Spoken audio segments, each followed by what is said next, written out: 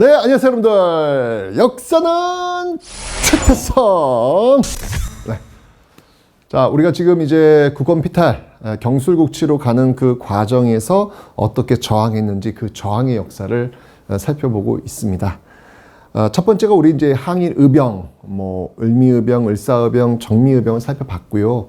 그렇게 이제 목숨을 내놓고 싸우셨던 어떤 그런 분들도 있지만, 이번에는 교육을 통해서, 언론을 통해서 실력을 키우려고 노력하신 분들도 있습니다. 어쨌건 이제 일본과 우리가 맞서 싸워야 되긴 하는데 지금 차이가 있는 건 사실이잖아요. 그죠? 그 차이, 그 갭을 줄일 수 있는 노선, 그 노선을 우리는 애국개몽운동 노선이라고 합니다. 자, 어떤 모습들인지 한번 지금부터 살펴보도록 하겠습니다.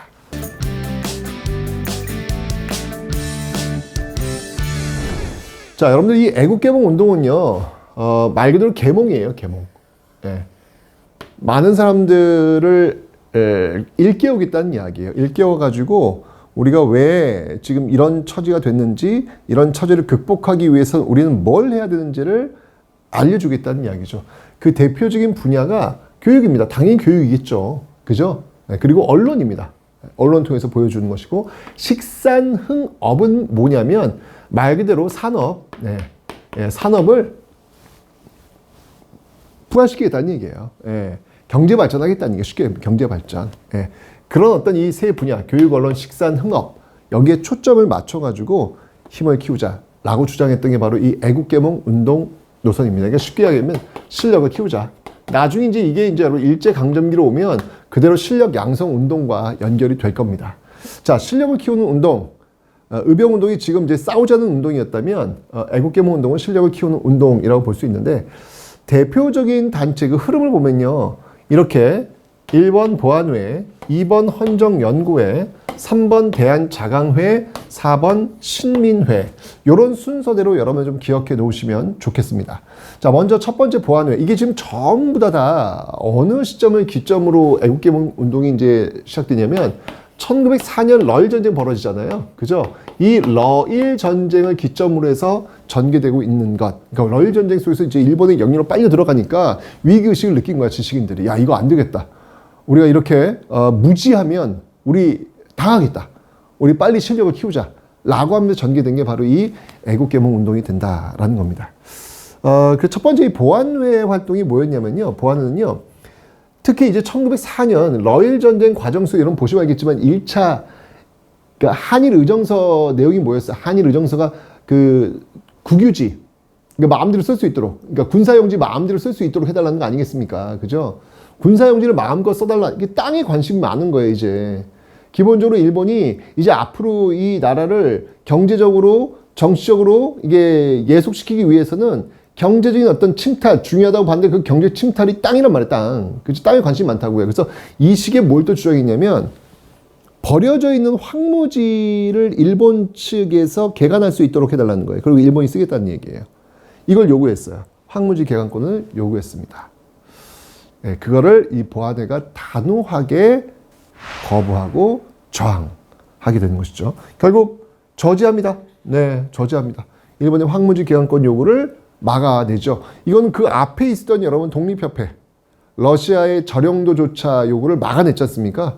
역시 이 보안회도 그런 어떤 모습들을 보이고 있는 거예요. 그래서 황무지 개간권 요구를 막아내는 그런 모습들을 보이고 있었고요. 그 다음에 이제 헌정연구회라고 있어요. 이 헌정연구회는 이 입헌 군주정을 좀 연구하면서 이런 것들을 좀 지향하는 그런 모습들이에요. 그러니까 사실 보면 애국개몽 운동 노선이 그 앞에 있었던 그 개화파 노선과 상당히 유사하다고 볼 수 있습니다. 갑진정변 때도 왜 입헌 군주정을 모델로 해서 그림을 그리고 하잖아요. 또 갑오개혁에서도 왕권을 좀 약화시키면서 입헌 군주적 모습을 보이잖아요. 그리고 또 독립협회에서도 역시 입헌 군주제적인 어떤 그 모습을 지향한단 말이에요. 그러니까 이제까지 어떤 개항 이후의 개화파의 어떤 그 노선은 입헌 군주정이야. 왜냐면 왕이 있잖아, 지금. 왕과 황제가 있잖아. 이 왕과 황제를 배제할 수는 없어요. 그럼 역모야, 역모. 이 시스템 속에서는. 그러니까 왕이나 황제가 존재하는 상태에서 이 나라의 시스템을 만들자. 그게 이제 입헌 군주정 아니겠습니까? 영국하고 일본처럼. 그래서 이 헌정연구에도 입헌 군주정, 고종 황제가 있으니까 고종 황제를 중심에 놓고 새로운 시스템을 만들었던 그런 노선들을 지금 연구하고 있는 단체였다는 얘기죠. 그런데 그 고종이 강제로 퇴위당합니다. 그 내용은 알고 있죠, 여러분들? 을사늑약 체결이 되었는데 고종 도장 안 찍었어요. 강제로 그냥 늑약이야 말 그대로 협박해가지고 그냥 통과시켜버린 거야. 을사오적 앞세워가지고 이토 히로부미가. 그러니까 고종이 이건 아니야. 난 원치 않아. 라고 세계 특사 보냈잖아요. 이준, 이상설, 이위종. 그러니까 너는 왜 외교권이 없는데 이런 외교 활동에 너 잘라. 아웃. 해서 고종을 강제로 퇴위시켰단 말이에요. 그리고 순종 안 치고 정미 7조약 체결하지 않습니까? 군대 해산시키지 않습니까? 그죠? 그 과정에서 고종이 강제로 퇴위당하는 과정에서 이 대한자강회, 헌정연구의 뒤를 잇고 있는 이 대한자강회가 격렬하게 저항해요. 고종 강제 퇴위에 격렬하게 저항을 하게 됩니다. 격렬하게 저항을 하니까 결국은 이 대한자강회를 해산시켜버리죠. 예, 해산시켜버리죠. 자, 여러분 이 대한자강회, 네, 고종 강제 퇴위 반대했던 대표적인 애국개몽 운동단체 대한자강회도 시험에 잘 나오니까 꼭 기억해 놓으셔야 됩니다. 그리고 이 애국개몽 운동의 어떤 하이라이트가 되는 단체가 있다면 그 단체가 바로 신민회. 신민회입니다. 여러분들 신민회, 새로운 신자, 백성민자에 이제 새로운 백성들, 새로운 국가, 새로운 백성들이 나오는 거예요. 고종이 강제로 퇴위당하고 순종이 일본에 의해서 황제 자리에 올랐어. 자, 이러니까 이거 인정하지 않겠다는 거예요. 이거는 우리가 결정한 게 아니라 일본이 결정한 거기 때문에 황제가 사라진 거예요. 자, 이제부터는 이제까지 개항 이후부터 쭉 왕과 황제를 중심에 놓고 정치 시스템을 펼쳤던 그 노선을 이제 내려놓고 이제 왕과 황제가 없는 시스템, 새로운 국가, 새로운 민, 신민의 세상을 열겠다. 그렇게 입헌군주정이 아니라 이제 공화정을 주장하는 단체가 등장합니다. 이게 바로 신민회예요. 공화정이 뭐예요? 지금 대한민국 아닙니까? Republic of Korea. 대한민국이 지금 공화국이잖아요. 왕이 있어요, 없어요? 황제 있어요, 없어요? 없잖아요. 국민이 투표를 통해 가지고 대통령을 뽑아서 그 대통령의 권력을 위임시켜서 대통령이 그 국민의 그 위임을 받아가지고 정치 행위를 하는 모습들, 이게 공화국의 모습이에요. 미국이라든지 우리나라가 대표적인 모습이라 볼 수 있겠죠. 고종이 강제로 퇴위당하면서 이제 더 이상 입헌군주정은 의미가 없는 거예요. 황제가 없어. 이제는 새로운 국가, 신민, 새로운 시민의 국가를 건설하자라고 하면서 공화정, 공화국을 이제 주장하고 나오게 되는 것이죠. 비밀결사의 어떤 그런 모습이었고요.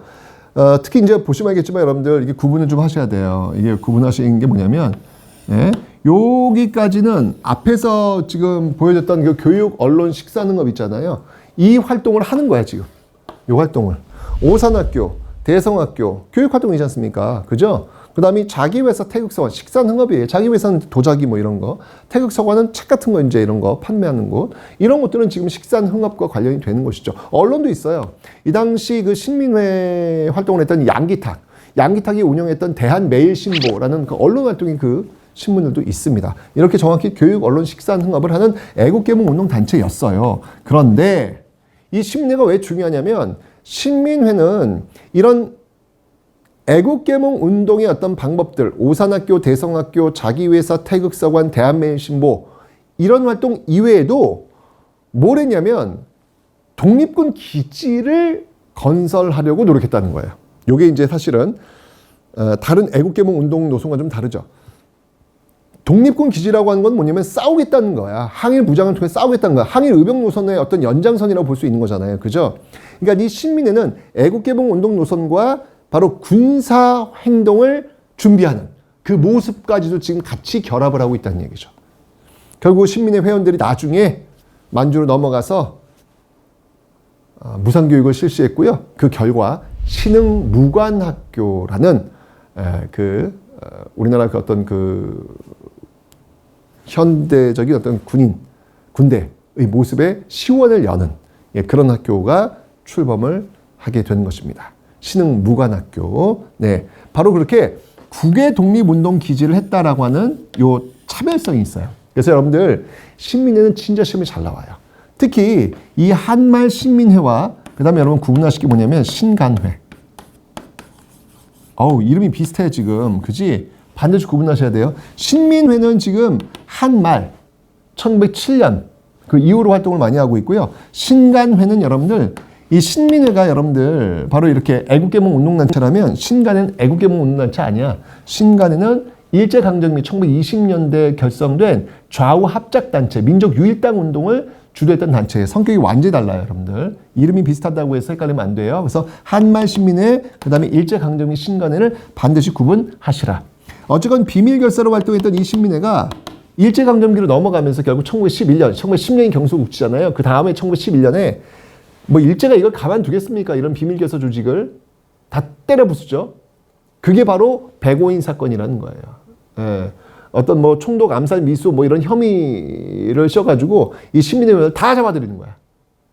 예. 그게 바로 백오인 사건. 결국 이 백오인 사건으로 신민회는 해산이 된다. 하지만 그 신민회 회원들은 이미 일부가 만주로 넘어가서 바로 이 독립군 기지, 국외 독립운동 기지를 만들고 있었다. 그러면서 신민회의 역사는 만주에서 계속 그 회원들에 의해서 이어지고 있었다.